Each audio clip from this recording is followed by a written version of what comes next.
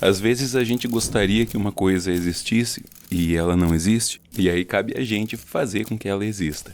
Tem muita gente, inclusive muita gente legal, que faz reacts ou reacts, enfim, que reage a vídeos ao vivo e vai parando e comentando. É um modelo muito popular, mas eu pensei que talvez fosse interessante testar algo um pouco diferente. Fazer uma edição comentada de um vídeo em que eu passo o vídeo quase inteiro, corto alguns trechos para ficar mais compreensível, um pouco mais curto, e paro esse vídeo algumas vezes para inserir alguns comentários breves, como se fossem notas de rodapé. Eu pensei nisso quando vi esse vídeo do Adam Conover, que eu achei muito interessante e que não tem legendas em português, não é acessível para o público brasileiro, para o público que não fala inglês, mas que eu realmente gostaria que mais gente aqui assistisse. Então eu resolvi legendar, cortar alguns pedaços para facilitar a compreensão e inserir algumas coisas que eu acho que enriquecem esse vídeo, que por si só já seria muito interessante. Eu gostaria que isso existisse, não existia, então eu fiz. Have you been told that the only way for you to get ahead is to work your ass off? If you wake up earlier, if you outcompete your coworkers, if you sacrifice your time, your body, and your life for capitalism, then and only then will you be rewarded with a big house, a fancy car, and a blinged out coffin when you die, right? Wrong. All of that is bullshit. Pensa um minuto, e mesmo que fosse verdade, é só isso que a gente pode sonhar? Manter essa opressão desgraçada e só sair do lado dos oprimidos e ir para o lado dos opressores? Quando a educação não é libertadora, o sonho do oprimido é se tornar o opressor e não acabar com a opressão. But for most people, that compete to get ahead, grind till you die work ethic doesn't guarantee you a better life. It just makes the boss richer at your expense.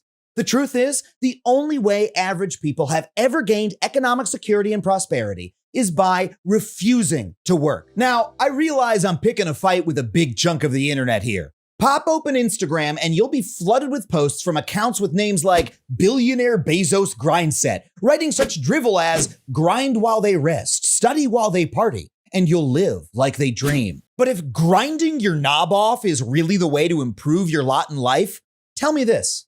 Why is it that Americans work hundreds of hours more every year than workers in other countries, but we have one of the highest poverty rates in the world? Why is it that worker productivity has skyrocketed since 1980, and yet our wages have stayed flat?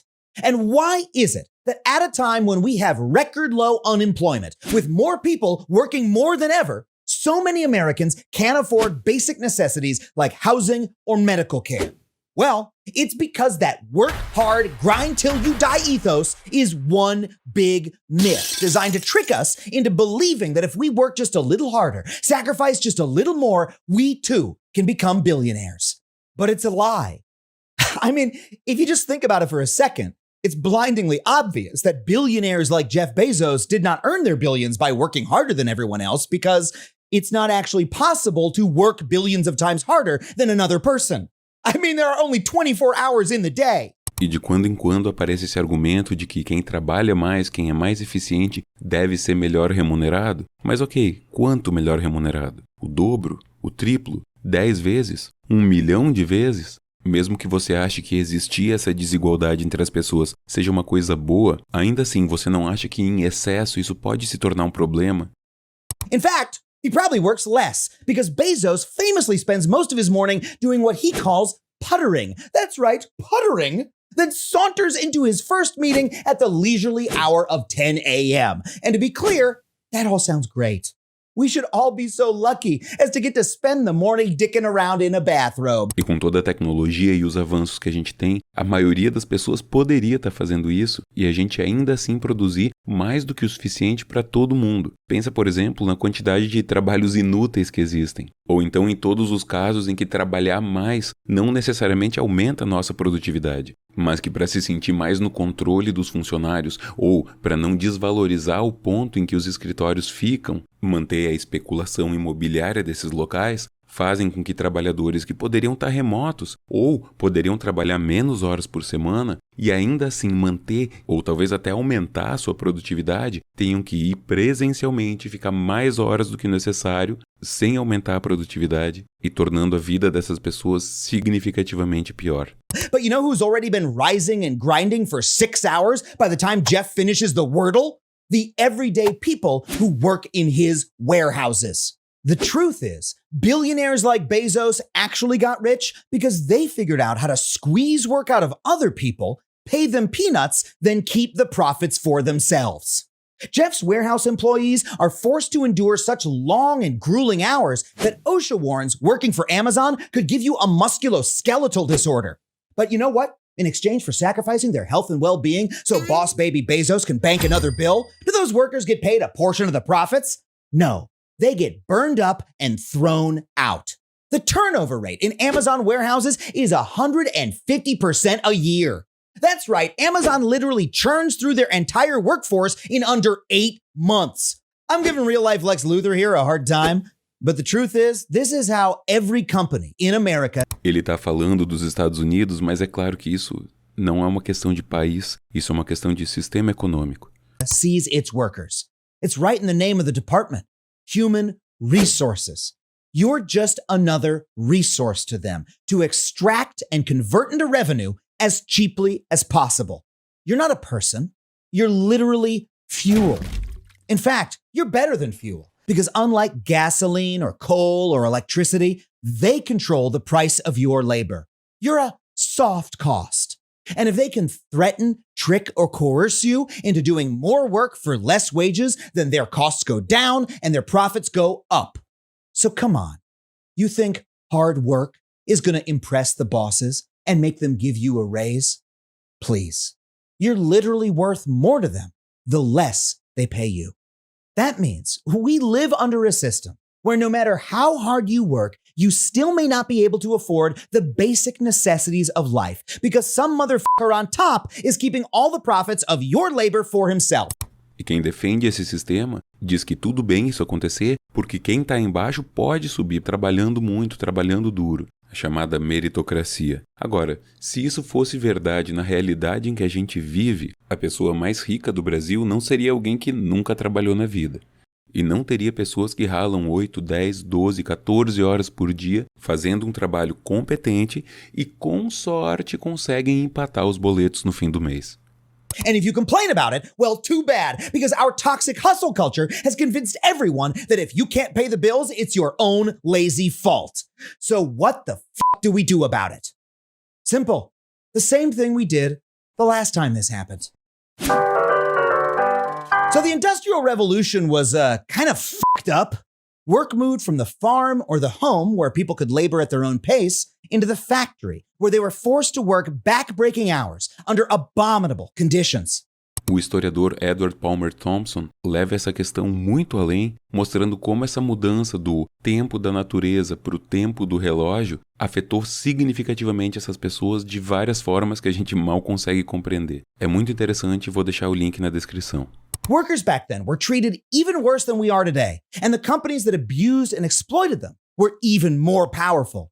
And yet somehow, these workers banded together, kicked the capitalists' asses, and won every workplace protection we now take for granted.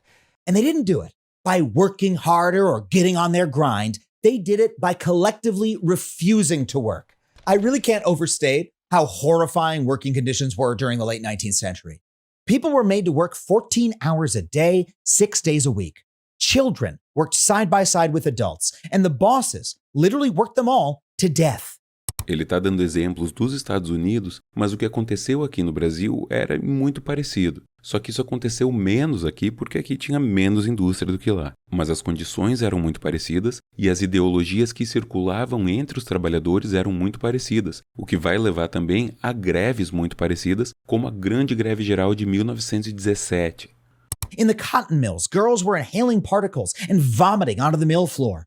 In the mines, boys as young as 10 were getting crushed in coal chutes, and factories were straight up exploding like all the damn time. Most famously, at the Triangle Shirtwaist Factory in New York, the low-wage, mostly immigrant workforce had to meet such high quotas that they weren't even allowed to go to the bathroom when they wanted. Huh, does that remind you of anyone, Jeff?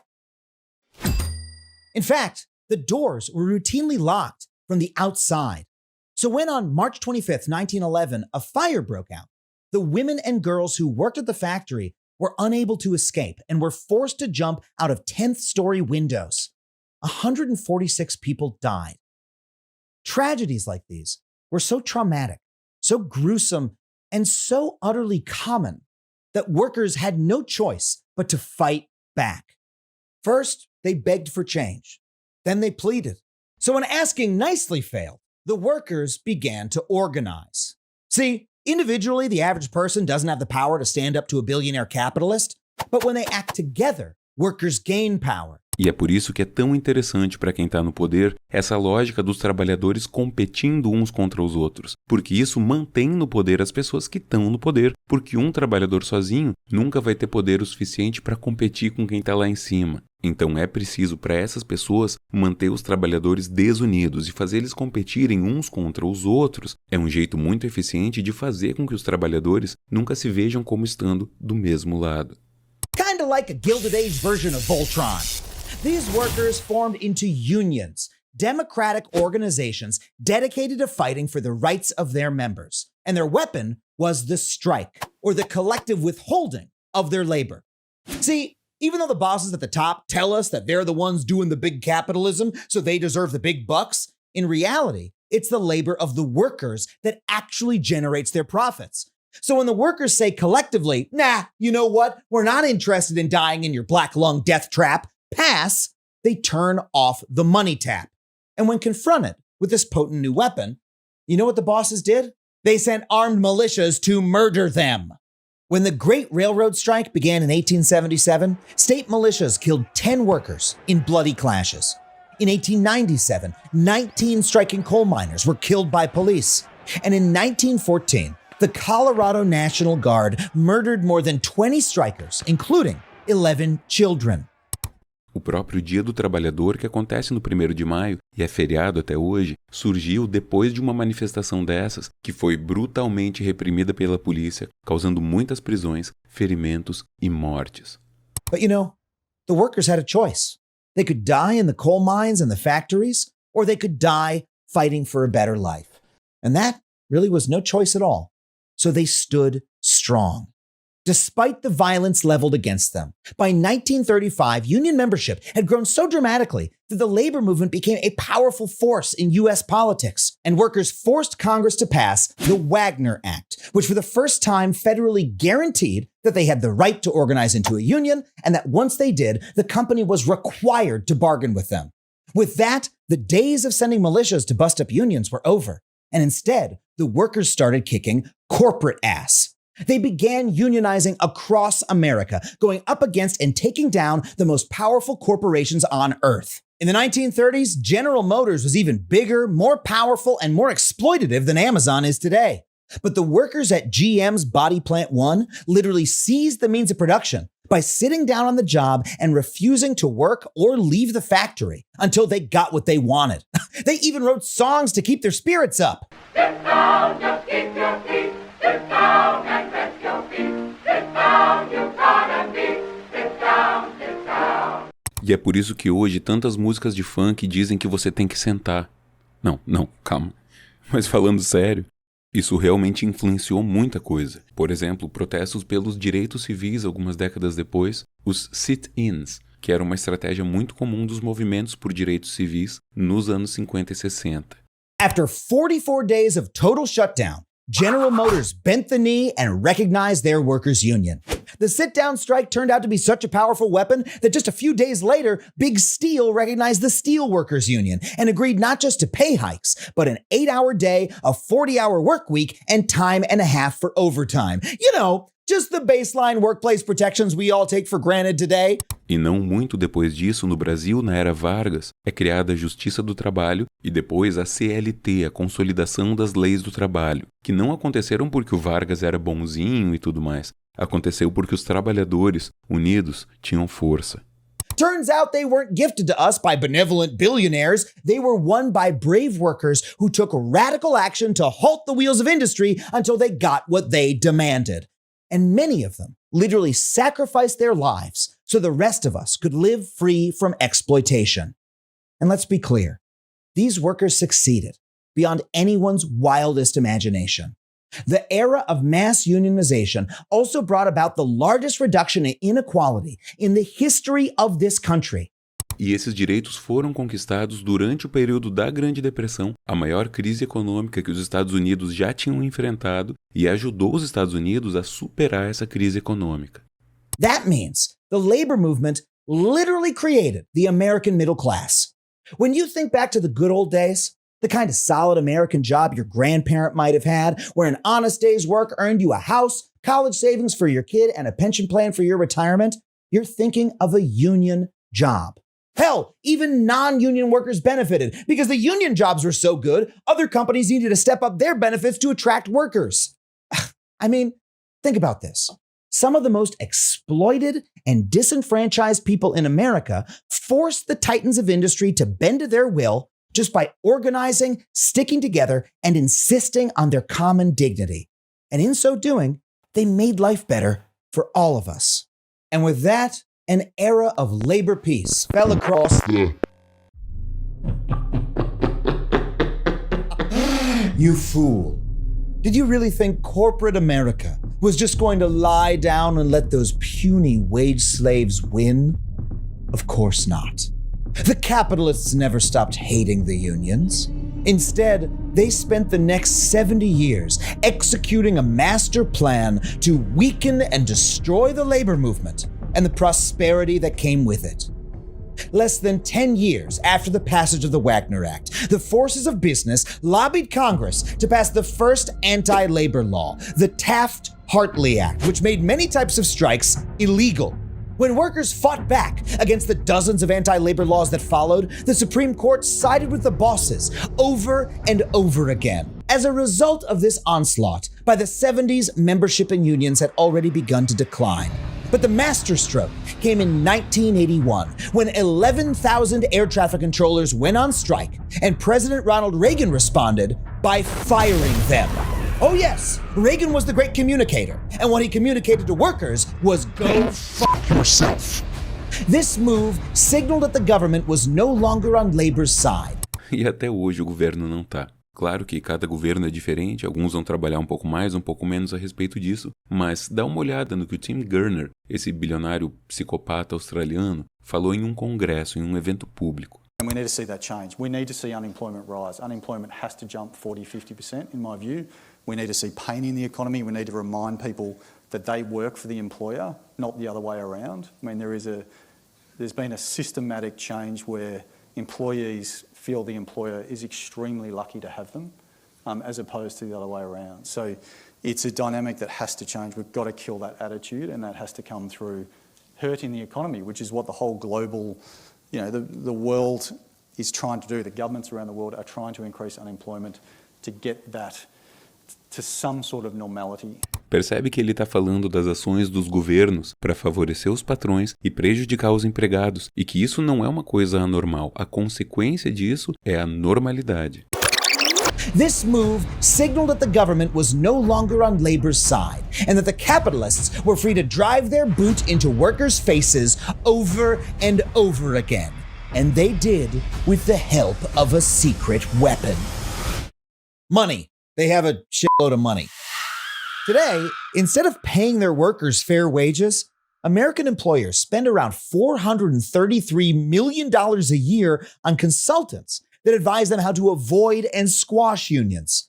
E a consequência disso é trabalhadores trabalhando cada vez mais, a produtividade aumentando consistentemente, os bilionários ficando mais bilionários e o número de pessoas na pobreza aumentando cada vez mais. Why? Because they view their own workers as a threat. And I know that because Starbucks CEO Howard Schultz literally said so in front of a live audience. We can't ignore what is happening in the country as it relates to companies throughout the country being assaulted in many ways by the threat of unionization. This mother frother is so terrified of his own baristas that when Starbucks workers started organizing, the company interfered in union elections. fired workers and closed stores just because they went union, and even started an anti-union propaganda website full of bullshit claims like, if you join a union, your compensation could actually go down. It will not happen because union workers make 10% more on average than non-union workers in the same field. But if you really want some blatantly anti-union bullshit, Amazon delivers. They've forced workers to sit in captive audience meetings where they literally threaten to cut wages and even close the entire warehouse if the workers vote for a union. One union said that Amazon even paid local police to sit outside the warehouse and harass union organizers. And they were actually forced to rerun a union election because the NLRB found that Amazon illegally intimidated workers into voting no. Over the past decades, corporate America has spent billions on tactics like these, even though many of them are literally illegal. É ilegal? Sim. Mas é claro, a lei, que em teoria é igual para todo mundo, não se aplica para todo mundo da mesma forma. Se uma pessoa pobre, ainda mais for uma pessoa preta, ainda mais for uma pessoa periférica, e se uma pessoa muito rica, ainda mais se for branca, ainda mais numa localidade central, se essas duas pessoas cometem crimes, qual você acha que vai de fato pagar por esses crimes? A gente não precisa pensar nas corporações americanas para entender isso. A gente pode pensar nas lojas americanas. A mãe de família pobre que roubou comida nas Americanas, no desespero de dar de comer para os seus filhos? Ou o dono das Americanas que deu um calote bilionário, tanto em credores quanto no governo? Qual você acha que vai, de fato, pagar por esses crimes? But they get away with it because every president, from Reagan to Barack Obama, has stood idly by and done nothing. Aí a gente vê que o Adam Conover está sendo brutalmente honesto e não está poupando ninguém. Pensa que, recentemente, ele fez um documentário para Netflix junto com o Barack Obama. E mesmo assim ele está criticando sem dó. While the bosses waged warfare on the working class. And what have been the results? Well, exactly what you'd expect. The number of strikes has plummeted. Union membership has hit record lows. And remember how unions massively reduced income inequality? Well, guess what fucking happened there? So why is it that you, the average worker, can no longer buy a house or send your kid to college no matter how hard you work? This is why. Aliás, para a maior parte das pessoas, ter filhos se tornou uma coisa economicamente inviável, justamente por conta dessas questões financeiras. Unions created the American middle class, but then the capitalists decided to murder it. They waged a half-century-long campaign against us, their own workers, just because they wanted to keep more of the profits for themselves. They destroyed the one institution that fought on our sides instead of theirs. And then they lied to us and told us that it's our fault because we don't work hard enough. And you know what the most fucked up part is? A lot of us bought it. Because we don't teach the real history of labor in this country, we've forgotten, as a working people, what it is like to fight together and win. Without a better, truer story to turn to, we believed the propaganda that the only way to get ahead is to compete with the worker next to you, that the true heroes of the American economy are the billionaires who exploit us, and that if we just sacrifice as much of our short time on earth to capitalism as possible, we might be rewarded too. All we know is hustle. And now we're hustling ourselves to death. You know, when you hear this story, it's easy to feel hopeless, isn't it? I mean, a mass movement of workers rose up, waged a revolutionary struggle. Aí eu sou obrigado a dizer que eu não chamaria de revolucionária. Eles lutaram para melhorar esse sistema, e não para sair desse sistema e criar outro. Uma luta revolucionária é uma luta para se romper com o sistema em que você está vivendo. E uma luta reformista é uma luta para melhorar, para aos poucos ir transformando esse sistema, sem romper com ele. E eu acho que, com todas as suas virtudes e conquistas, essas greves às quais ele está se referindo se encaixam melhor no conceito de reforma do que de revolução. Claro, as palavras têm vários significados e podem ser usadas em vários contextos diferentes, mas em termos de política, geralmente é assim que esses termos são entendidos. Então, achei melhor esclarecer. And changed America for the better, and then they were crushed, and those gains reversed. How are we supposed to fight back against an adversary who's capable of that? One that spends billions to keep us down, that has the government on their side, and that literally signs our paychecks? Well, let's start with this question. Why did they do it? Seriously, ask yourself, if the capitalists hate us so much, why did they spend all that time, all those billions, just to fuck us over? Why didn't they just get rid of us, replace us, or do the work themselves? Why keep us around at all? It's because they need us. That's why. I mean, think about it. They've been openly fantasizing, threatening for decades to replace us with overseas workers or with robots or now with AI and leave us all to starve. So why don't they fucking do it? In fact, the last time I checked, they were all complaining that they can't hire enough workers, that no one wants to work anymore. Máquina do Tempo! 2022, matéria da revista Forbes, em cada 5 líderes executivos concorda com a seguinte frase: ninguém mais quer trabalhar. Eles reclamam de não ter gente respondendo às ofertas de emprego que eles publicam. Máquina do Tempo! 2014, Germantown News publica um artigo em que um pastor batista diz: ninguém mais quer trabalhar hoje em dia, mas nem sempre foi assim na minha época. Máquina do Tempo! 1999, no Jornal da Flórida, o Cecil e o Henry Lopes, 2 irmãos empreendedores que fecharam o seu negócio, dão a seguinte justificativa: ninguém mais quer trabalhar hoje em dia. Máquina do Tempo! 1979, Ohio. O empresário Jack Diamond está fechando seu negócio e diz o seguinte: ninguém mais quer trabalhar hoje em dia. A culpa é do assistencialismo do governo. Máquina do Tempo! 1969, Atlanta. Literalmente tem numa série de TV um segmento chamado Ninguém Mais Quer Trabalhar Hoje em Dia. Máquina do Tempo! 1940, Wisconsin. O governador do estado publica no jornal um texto dizendo que o problema é que hoje em dia ninguém mais quer trabalhar, só querem saber de ajuda do governo. Máquina do Tempo!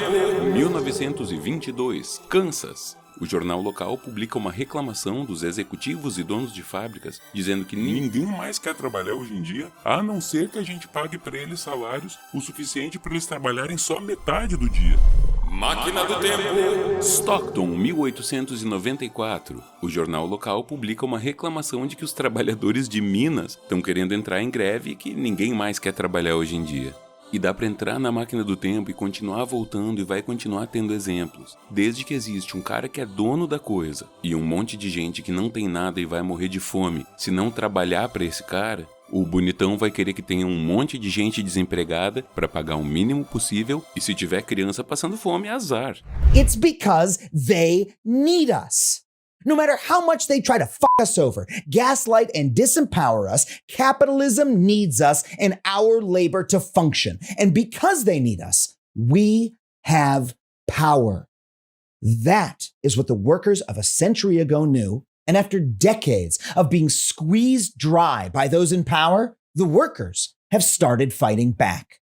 A wave of labor actions is sweeping across this country, and the workers are kicking fucking ass. Remember how Starbucks spends millions to grind down its own employees? Well, it didn't work. So far, the Starbucks Workers Union has organized 350 stores. Amazon warehouse workers have unionized too. UPS workers just won a huge new contract by threatening to strike. And auto workers just declared a strike against the big 3 automakers, shutting down one of the largest industries in America to demand fairer wages and benefits. Aí também não adianta nada a gente ser vira-lata e achar bonito e bater palma quando os gringos fazem greve lá fora, nos Estados Unidos, na Europa, e quando aqui os brasileiros fazem greve, a gente ficar criticando e só botando defeito. Por exemplo, como aconteceu recentemente em São Paulo, na greve contra a privatização do metrô, sendo que dos 10 maiores sistemas de metrô do mundo, 9 são públicos e 1 é uma parceria público-privada. Não existe nenhum motivo para o metrô ser privatizado.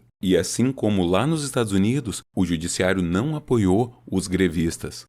O desembargador do Trabalho, Ricardo Pio Furtado de Oliveira, afirmou em decisão judicial que a possível greve dos metroviários prevista para amanhã é política. E aí ele deferiu a liminar proibindo a greve. Gente, é óbvio que é política, é uma greve. And you know, I cannot emphasize strongly enough how powerful an experience it is to fight alongside your coworkers like that and win? I know because it happened to me. Over the past few years, the people who run my industry, the TV and movie industry, have done what capitalists do. They've squeezed us, the writers and actors who actually make their product, until many of us couldn't make a living anymore. So my union, the Writers Guild of America, fought back. We held meetings, we shared our stories, we debated strategy, and we decided what demands we were willing to fight for. I went to so many of these meetings that I ended up on the union's board and the negotiating committee, which means I was sitting across the table from the bosses and witnessed the cold, implacable face of capitalism firsthand when we told them what our members desperately needed: to pay our rent and to care for our families. And they replied over and over again, no, no, no. So we did what unions do. We put it to a vote, and we voted in record numbers to authorize a strike.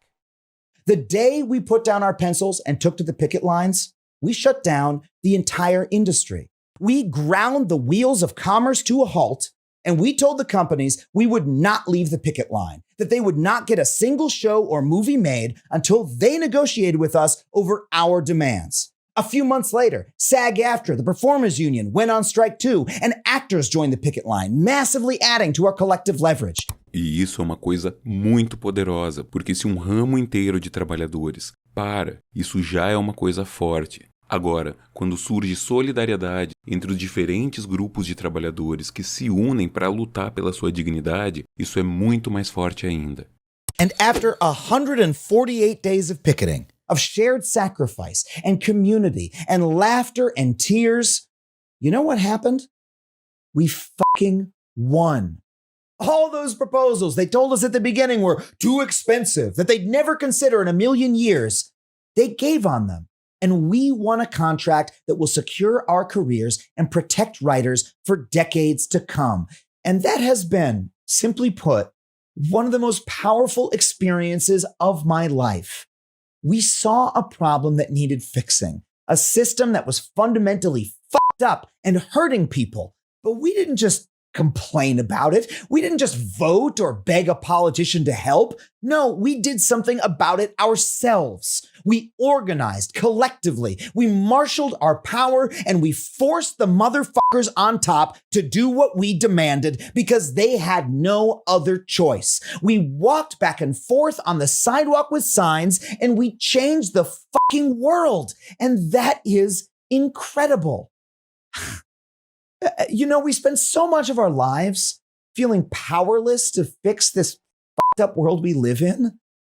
But a union gives you that power, not to change it everywhere for everyone, but to change it in your community, for you and the people around you. E aí é que eu volto a dizer, essa é uma ação reformista e não revolucionária. Mas uma coisa não precisa necessariamente impedir a outra, pelo contrário. Essas duas coisas podem trabalhar juntas, porque tanto para fazer uma ação reformista que tenha de fato um impacto, quanto para pensar em mudar um sistema que a gente vive, a gente precisa que as pessoas estejam unidas em solidariedade. I swear to you, this is not fake. It is not bullshit. It is real. I know it because I've done it. And while you might not have much power alone, if you can unite in solidarity with your fellow workers, you can become unstoppable. A gente pode mesmo.